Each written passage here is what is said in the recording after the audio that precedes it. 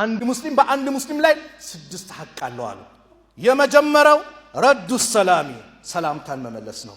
ሰላም አለይኩም ስትባል ወአለይኩም ሰላም በል። አንዳንዱ ራሱን ላይ ያሳድግና ደረቱን ያሳብጥና በቃ ልቡን ላይ አድርሶ የኛ ጀማ አይደለም፣ እኛ ሰፈር አይደለም፣ እኛ ቀበሌ አይደለም። በእስላም እንደዚህ የለም። ሙስሊም አሰላሙ አለይኩም ካለ ወአለይኩም ሰላም ማለት ግዴታ አለብህ፣ ልትመልስ ይገባል። ሌላኛው ደግሞ አለ ሰላም አለይኩም ሲባል ከሆኑ ሰዎች ጋር ከሆነ ያፍርና ሃይ ፒስ ነው ሰላም ነው ይላል። ላኢላሃ ኢላላህ አሰላሙ አለይኩም እየተባልክ እንደዚህ ትላለህ። ይሄ እኮ የጀነት ሰላምታ ነው፣ ከአላህ በኩል የመጣ እኮ ነው። አሰላሙ አለይኩም ስትል 10 ሐሰና አለ። ወራህመቱላህ ከጨመርክ 20 ይሆናል። ወበረካቱ ከጨመርክ 30 ይሆናል። ሱብሃንአላህ በቀን 20 ወንድሞችን አሰላሙ አለይኩም ወራህመቱላሂ ወበረካቱ ስትል አስበው ስንት አለ? ነጋዴዎች 20 ሲባዛ በ30 ስንት? 600 ሪያል ይሰጣል። እሺ ሪያል አነሰ ዶላር ይሰጣል ቢባል ለሰላምታው እንገዳደላለን አይደል? አላህ ዘንድ ግን ከዚህ የተሻለ ነው። ሐሰናት ነው፣ ትልቅ ምንዳ ነው። የመጀመሪያው ሰላምታን ማቅረብ ነው። ሁለተኛው ወኢያደቱል መሪድ በሽተኛን መጠየቅ ነው። የታመመን መጠየቅ ትልቅ ደረጃ አለው። ጧት ገብተህ ከጠየቀው እስኪመሽ ድረስ 70,000 መላእክት ላንተ ዱዓ ያደርግልሃል። ማታ ከጠየቀው እስኪነጋ ድረስ 70,000 መላእክት ዱዓ ያደርግልሃል። አላሁ አክበር። ደረጃው ወቲባኡል ጀናኢዝ የሞተው እንደሆነ ጀናዛውን ልትሸኝ ልትከተል ይገባል። ጀናዛ ላይ ስትሰግድ አንድ ትልቅ ተራራ የሚያክል ምንዳ አለ አሉ።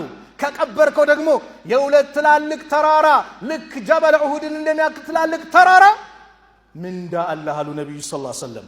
ሶስተኛው ወኢጃበቱ ዳዕዋ ጥሪ ከጠራ ጥሪውን ተቀበለ ልትል ይገባል። ይሄ ምስኪን ሽሮ ሰርቶ ይጠራኛል እንዳትል፣ አክብሮ ነው የጠራ። ካልተመቸ በስነ ስርዓት መናገር ነው። ሐቢቢ ስላልተመቸኝ ነው በዚህ ቀን ፕሮግራም ይዤ ነው በል እንጂ ምን ያመጣል ብለህ እንዳትንቅ ቀልቡን እንዳሰብር። ጥሪ ከጠራ ጥሪው ምን ነው አሉ ነብዩ ሰለላሁ ዐለይሂ ወሰለም።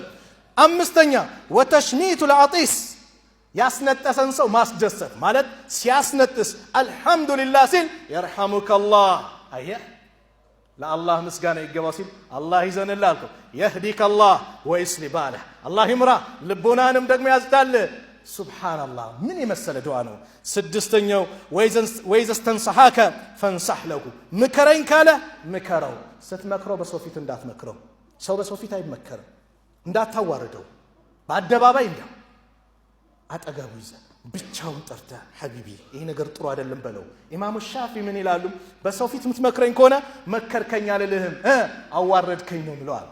ሌላው አንድነት የሚያጠናክር ውዴታችን ግንኙነታችን አንድነታችንን ለጥቅም እንዳናደርግ ለዘር እንዳናደርግ ለስልጣን እንዳናደርግ ለአላህ ብቻ እናድርግ። ለዮኔው መልቂያማ ፀሐይ ስንዝር ቀርባ ሰዎች በላባቸው በሚጥለቀልቁበት ሰዓት ለመዳን ወንድማማችነታችን ለሱ እናድርግ። ለጥቅም ከሆነ ጥቅሙ ሲያልቅ የኛ ወንድማማችነት ያልቃል። የታወቀ ነው። ለአላህ ነው ለሌላ አይደለም። ነብዩ ሰለላሁ ዐለይሂ ወሰለም ምናሉ ثلاث من كن فيه وجد بهن حلاوة الإيمان ሶስት ነገር ውስጥ ያሉለት የኢማንን ጥፍጥና ያገኛል። የመጀመሪያው أيكون الله ورسوله أحب إليه مما سواهما አላህና መልእክተኛው እሱ ዘንድ ከማንም ከምንም ነገር የበለጠ ተወዳጅ ይሆኑለት። አላህን መልእክተኛው ከማንም አስበልጦ መውደድ ከማንም ከልጅህም ከሚስትህም ከናትህም ከአባትህም ከንብረትህም ከሁሉም ነገር አላህና መልእክተኛውን የበለጠ መውደድ።